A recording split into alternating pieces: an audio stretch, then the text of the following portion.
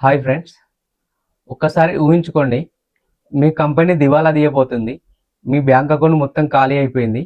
మీ పెళ్లి బంధం విడిపోయింది. మీకు విడాకులు కూడా జరిగిపోతున్నాయి. ప్రపంచ మీడియా మొత్తం మిమ్మల్ని ఒక ఓడిపోయిన వ్యక్తిగా రాస్తుంది. మీ స్నేహితులు మీపై నమ్మకాన్ని కోల్పోతున్నారు. అలాంటప్పుడు మీకు కేవలం ఒక్క చివరి అవకాశం మాత్రమే ఉంది. అది కూడా ఫెయిల్ అయిపోతే ఓడిపోయిన కళ్ళు గల వ్యక్తిగా మీరు చరిత్రలో నిలిచిపోతారు. ఈ స్టోరీ ఎవరిదో ఇప్పటికైనా ఎవరైనా గెస్ట్ చేయగలరా? ఈ స్టోరీ ఎలాన్ మస్క్ జీవితంలోనిది. 2008లో అతని జీవితంలోని అత్యంత దారుణమైన పరిస్థితుల్లో ఉన్నాడు. ఎందుకంటే అతను తీసుకున్న రిస్క్ అలాంటిది. ఇక విషయంలోకి వెళ్తే ఈ స్టోరీ ఎలా ఉంటుందంటే, హాలీవుడ్ సినిమాని ఏమాత్రం తగ్గని ట్విస్టులతో ఈ కథ ఉంటుంది. ఫ్రెండ్స్, ఇక్కడి వరకు ఈ వీడియో కనుక ఎవ్వరూ కూడా చివరి వరకు చూడకుండా మధ్యలో ఆపకండి. ఎందుకంటే ఇది ఒక సైన్స్ ఫిక్షన్ సినిమాలా ఉంటుంది. ఎవరు తీసుకొని రిస్కులు అతను తీసుకుంటాడు, అంతేకాదు అందులో సక్సెస్ అయ్యి చూపెడతాడు.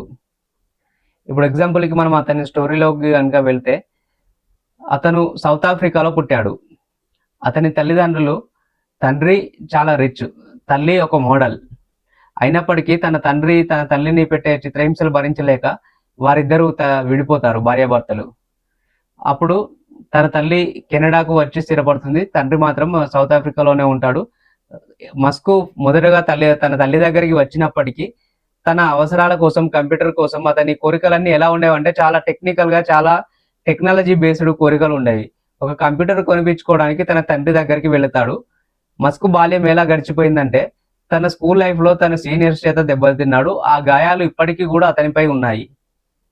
అంతేకాదు అతను 12 సంవత్సరాల వయసులోనే ఒక కంప్యూటర్ బేస్డ్ గేమ్ తయారు చేసి దాన్ని $500కి అమ్మాడు. 12 సంవత్సరాల వయసు గల ఒక చిన్న అబ్బాయి కంప్యూటర్తో కోడింగ్ నేర్చుకొని ఒక గేమ్ తయారు చేసి అమ్మాడు. ఒకసారి ఆలోచించండి ఫ్రెండ్స్, అతను డిఫాల్ట్గా అతను ఒక అచీవర్ లాగే అతను నాకు అనిపిస్తున్నాడు. ఈ 12 సంవత్సరాల ఒక అబ్బాయి అది తయారు చేశాడంటే. అలాగే అతను 17 సంవత్సరాలు వచ్చేసరికి, ఎలాన్ మస్క్ 17 సంవత్సరాలు వచ్చేసరికి 18 ఇయర్స్ అప్పుడు ఆఫ్రికాలో ఉన్న వైట్ పీపుల్ మొత్తం కూడా ఖచ్చితంగా ఆర్మీలో జాయిన్ కావాల్సిన అవసరం ఉండేది. అలాంటి రూల్స్ ఉండేవి. అందుకని అతను తన ప్రైమ్ టైం వేస్ట్ చేసుకోలేక, తన తల్లి కెనడా పౌరసత్వం ఉంది, దాని ద్వారా అతనికి కూడా కెనడా పౌరసత్వం వచ్చింది. ఎలాగోలా ఒక పాస్పోర్ట్ సంపాదించి ఆర్మీలో జాయిన్ కాకుండా అతను సౌత్ ఆఫ్రికా నుండి కెనడాకి వస్తాడు. కెనడాకి వచ్చి డిగ్రీలో జాయిన్ అయ్యి అతను డిగ్రీ మధ్యలోనే ట్రాన్స్ఫర్ పెట్టించుకొని అమెరికాలోని పెన్సిల్వేనియాలో కాలేజీలోకి వచ్చి జాయిన్ అవుతాడు 1992లో. అక్కడి నుండి అతను యూనివర్సిటీలో జాయిన్ అవుతాడు. యూనివర్సిటీ మధ్యలో నుంచే బయటకి వచ్చి 1999లో ఒక కంపెనీ స్థాపిస్తాడు. ఆ కంపెనీ పేరు వచ్చేసి జిప్2. ఈ కంపెనీ ఏంటంటే కంప్యూటర్ బేస్డ్ ఒక టూర్ గైడ్ లాగా పనిచేస్తుంది. దీన్ని తర్వాత అమ్మితే అతనికి 80 కోట్లు వస్తాయి. మళ్ళీ ఆ డబ్బు తీసుకుని అతను ఒక X.com అనే ఒక కంపెనీ తయారు చేస్తాడు. ఆ కంపెనీ ఏం పని చేస్తుందంటే, ప్రజెంట్ మనం యూజ్ చేస్తున్న ఫోన్పే, గూగుల్ పే ఉంది కదా, సో భవిష్యత్తులో మొత్తం ఆన్లైన్లోనే మనీ ట్రాన్స్ఫర్ చేస్తారు అని చెప్పి అతను ముందుగానే ఊహించి X.com అనే ఒక కంపెనీ తయారు చేస్తాడు. సో ఆ కంపెనీని సేమ్ ఇలాంటి కంపెనీ ఇంకోటి ఉంటుంది, దానితో పాటు ఇద్దరి మధ్యలో చాలా తీవ్రంగా పోటీ ఉండేది. అందుకని ఆ 2 కంపెనీలు కలిపి మర్జ్ చేసి ఆ కంపెనీకి పేరు పేపాల్ అని పెడతారు. దానికి సీఈఓగా ఎలాన్ మస్క్నే ఉంచుతారు. సో అప్పుడే ఎలాన్ మస్క్ మ్యారేజ్ అవుతుంది. అతను హనీమూన్కి ఆస్ట్రేలియా వెళ్తాడు. అతను ఆస్ట్రేలియా వెళ్ళినప్పుడు ఈ పేపాల్ డైరెక్టర్స్ అందరూ వచ్చేసి ఏం చేస్తారంటే, ఎలాన్ మస్క్ని సీఈఓగా తీసేస్తారు, వేరే వ్యక్తిని పెడతారు. ఎలాన్ మస్క్ మళ్ళీ ఆస్ట్రేలియా నుండి వచ్చిన తర్వాత సీఈఓగా ఉండడానికి చాలా ట్రై చేస్తాడు, కానీ అతనికి కుదరదు. ఆ తర్వాత ఈబే అనే కంపెనీ ఈ పేపాల్ని కొంటుంది. ఆ కొన్నప్పుడు $180 మిలియన్ ఇతని షేర్గా, ఎలాన్ మస్క్ షేర్గా వస్తాయి. ఆ 180 మిలియన్స్తో ఎలాన్ మస్క్ ఏం చేస్తాడంటే ఒక ప్రైవేట్ జెట్ కొనుక్కుంటాడు. మొదటి జిప్2 కంపెనీ అమ్మినప్పుడు 80 కోట్లు వచ్చినప్పుడు అతను ఇల్లు, లగ్జరీ కార్లు కొంటాడు. సెకండ్ కంపెనీ అమ్మినప్పుడు వచ్చిన డబ్బుతో అతను ప్రైవేట్ జెట్ కొంటాడు.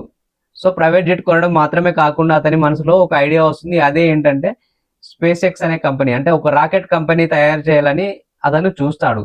దానికోసం రాకెట్లు ఎక్కడ దొరుకుతాయని ఆలోచించినప్పుడు రష్యాలో యూజ్డ్ రాకెట్స్ ఉంటాయని, దాన్ని తెచ్చి మరమ్మతులు చేసుకొని దాన్ని స్పేస్లోకి పంపాలని చూసి అతను రష్యా వెళ్తాడు. రష్యా వెళ్ళినప్పుడు రష్యా వాళ్ళు ఇతను ఒక నార్మల్ జీన్స్ అండ్ టీషర్ట్ వేసుకొని వెళ్తాడు. ఇతని అవతారం చూసి రష్యా వాళ్ళు ఇతన్ని చాలా చిన్నగా చూస్తారు. ఒక బిలియనీర్, ఒక ఇంటర్నెట్ బిలియనీర్ వచ్చి ఏదో చేస్తాడో, ఈ అబ్బాయి ఏదో చేస్తాడో అని అనుకుంటున్నట్టుగా ఇతని ముఖం చూసి పక్కన ఉమ్మేస్తారు. రష్యా వాళ్ళు చేసిన అవమానంతో అతను తిరుగు ప్రయాణంలో ఫ్లైట్లో ఉన్నప్పుడు ఒక రాకెట్ తయారు చేయడానికి ఎంత ఖర్చు అవుద్ది అనే ఐడియా ఇతనికి వచ్చి అతని దగ్గర ఉన్న ల్యాప్టాప్ ఓపెన్ చేసి ఎక్సెల్ షీట్ లో రాకెట్ కి అవసరం అయ్యే సామాన్ల గురించి ఒక లిస్టు తయారు చేస్తున్నప్పుడు అతను తెలుసుకున్నది ఏంటంటే రాకెట్ కొనడం కంటే కూడా తయారు చేసుకోవడమే తక్కువ ఖర్చు. రాకెట్ కు సంబంధించిన ముడి పదార్థాలన్నీ ఒకే దగ్గర తయారు చేసుకున్నట్లయితే కనుక చాలా తక్కువలో ఖర్చులో అయిపోద్ది. అదే రాకెట్ కొంటే కనుక వాళ్ళు రాకెట్ తయారు చేసి దానిపైన లాభం వేసి అమ్ముతారు. దీనివల్ల రాకెట్ కి చాలా ఖర్చు అవుతుందని చెప్పి సొంతంగా రాకెట్లు తయారు చేయడానికి అతను ఆలోచించుకొని స్పేస్ ఎక్స్ అనే కంపెనీ ఆకాశంలో ఫ్లైట్ లోనే అతని మైండ్ లో పుడుతుంది. అది అమెరికా వచ్చిన వెంటనే ఆ కంపెనీని రిజిస్టర్ చేసి ఆ స్పేస్ ఎక్స్ అనే కంపెనీ తయారు చేసి 2006లో మొదటి ఫాల్కన్ రాకెట్ ఆకాశంలోకి పంపిస్తాడు. కానీ అది కొంచెం సేపటికే ఇంధనం ఫ్యూయల్ లీక్ అవ్వడం వల్ల అది పేలిపోతుంది. 2007లో మళ్ళీ ఇంకో రాకెట్ పంపిస్తాడు. అది మొదటి దశ బాగానే జరుగుతుంది, కానీ రెండవ దశలో ఇంధనం అటు ఇటు ఊగడం ద్వారా అది అదుపు తప్పి 2 ముక్కలుగా విరిగిపోతుంది. 2008 ఆగస్టులో మూడో రాకెట్ ఎగిరేస్తారు. అది కూడా ఇలాగే ఫెయిల్ అయిపోతుంది. 3 సార్లు ఎలాన్ మస్క్ రాకెట్స్ పైన పంపడంలో ఫెయిల్ అయిపోయాడు కదా. ఈ 3 సార్లు మీడియా ఏమందంటే మొదటిసారి ఫెయిల్ అయిపోయినప్పుడు ఇతనికి వచ్చిన డబ్బులన్నీ ఇంటర్నెట్ బేస్డ్ కంపెనీల ద్వారానే వచ్చాయి కదా. సో ఇంటర్నెట్ బిలియనీర్ అంతరిక్షంతో ఆటలాడుతున్నాడు అని అన్నది. మస్క్ మాత్రం విజయానికి వెళ్లే మార్గంలో సమస్యలు వస్తాయి, కొన్నిసార్లు వైఫల్యాలు కూడా ఉంటాయని చెప్పాడు. రెండవసారి ఫెయిల్ అయినప్పుడు మేము ఇక్కడ ఆగము, మా వైఫల్యాలను దాటుకుంటూ మేము విజయం వైపు వెళ్తాము అన్నాడు. మూడోసారి ఫెయిల్ అయిపోయినప్పుడు మీడియా మొత్తం, ప్రపంచ మీడియా మొత్తం నాసాకు సాధ్యం కానిది ఒక ప్రైవేట్ కంపెనీకి సాధ్యం అవుతుందా, ఇక మస్క్ పని అయిపోయినట్లే, అతని జీవితంలో అతను కాస్ట్లీయెస్ట్ మిస్టేక్స్ చేస్తున్నాడు, ఇక స్పేస్ ఎక్స్ అనే కంపెనీ మూతపడొచ్చు అని అన్నాడు అని మీడియా అన్నది. కానీ మస్క్ మాత్రం మా వర్క్ అనేది ఆగేది లేదు, మేము ఆగిపోయామంటే మేము చనిపోయినప్పుడు మాత్రమే అని చెప్తాడు. ఇక 2008 సెప్టెంబర్లో 4వసారి ఫాల్కన్ రాకెట్ ని వాళ్ళు కక్షలోకి పంపిస్తారు. అది విజయవంతంగా సక్సెస్ఫుల్ గా ఆర్బిట్ లోకి వెళ్తుంది. ఒక డమ్మీ పేలోడ్ తో అది ఆర్బిట్ లోకి వెళుతుంది. అది సక్సెస్ సాధిస్తుంది. అప్పుడు ప్రపంచం అంటుంది ఇతను నిజంగానే విజయం సాధించాడు. ఆ నాసా లాంటి సంస్థ కొంచెం వెనుక ముందు తడబడుతుంటే ఒక ప్రైవేట్ కంపెనీ వచ్చి విజయం సాధించడం అనేది చాలా హర్షించదగ్గ విజయం ఇది. అంతేకాదు ఫ్యూచర్లో నాసాకి కూడా వీళ్ళు సహాయం చేసే రోజులు కూడా రావచ్చు అని మీడియాలో రాయడం జరిగింది.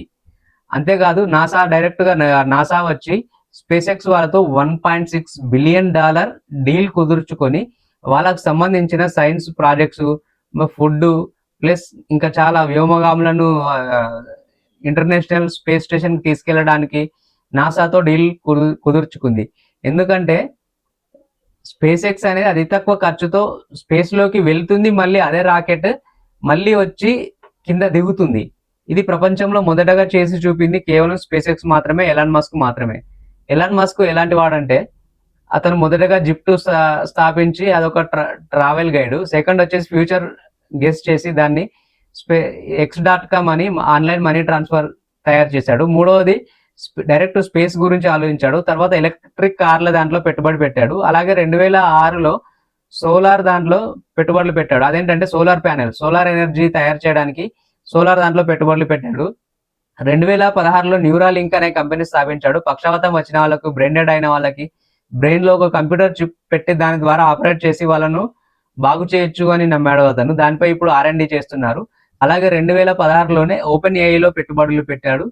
అంతేకాకుండా 2016లోనే ది బోరింగ్ కంపెనీ అనే కంపెనీని స్థాపించాడు. ఇదేంటంటే బయట చాలా ట్రాఫిక్ గా ఉండే ఏరియాల్లో టన్నెల్స్ ద్వారా టన్నెల్ లోపల రోడ్డు వేసి చాలా స్పీడ్ గా వెళ్ళవచ్చు అని ఇతను నమ్ముతాడు. 2019లో స్టార్లింక్ అనే కంపెనీ స్థాపించాడు. ఇది ఆ శాటిలైట్ నుంచి డైరెక్ట్ ఇంటర్నెట్ వస్తుంది. భూమి చుట్టూ శాటిలైట్స్ ఆల్రెడీ పంపి ఉన్నాడు. దాని ద్వారా ఇంటర్నెట్ ని ఇతను చాలా దేశాల్లో ఇంటర్నెట్ సదుపాయం కల్పించాడు. ప్రజెంట్ ఉక్రెయిన్ లో కూడా దీని ద్వారానే ఉక్రెయిన్ చాలా బాగా డిఫెండ్ చేయగలుగుతుంది. 2022లో ఎక్స్ కార్పొరేషన్ అని ట్విట్టర్ ని కొనుగోలు చేసి సోషల్ మీడియా ప్లాట్ఫామ్ ని కొనుగోలు చేశాడు.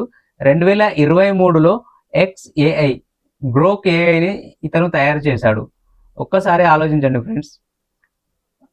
Travel guide, online money transfer, electric కార్ల company, SpaceX rocket company, tunnel boring, solar, Neuralink, AI, Starlink, xAI, X corporation. చూసి ఒకదానికి కూడా సంబంధం లేదు, అయినా ఒకే వ్యక్తి ఇన్ని రకాల వ్యాపారాల్లో, అది కూడా ఈ మనుషులందరికీ ఉపయోగపడే వ్యాపారాల్లో పెట్టుబడులు పెట్టి మనుషుల కోసం ఇంత కష్టపడుతున్నాడంటే, ఒక్క హ్యూమన్ బీయింగ్ ఇదంతా చేస్తున్నాడంటే అది చాలా గ్రేట్ విషయం.